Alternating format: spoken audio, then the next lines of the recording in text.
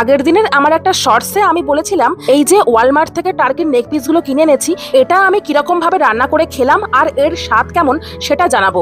আমি তো জীবনে প্রথমবার এই মাংস খাচ্ছি, তাও আবার নিজের হাতে রান্না করে। সেই জন্য এই মাংস কিভাবে রান্না করতে হয় তার কোনো আইডিয়াই আমার ছিল না। তবুও রান্না করার কাজে লেগে পড়লাম এটা ভেবে যে এটাও তো এক ধরনের পাখির মাংস, চিকেনের মতোই, তাই চিকেনের মতো রান্না করলেই হয়তো ভালো হবে।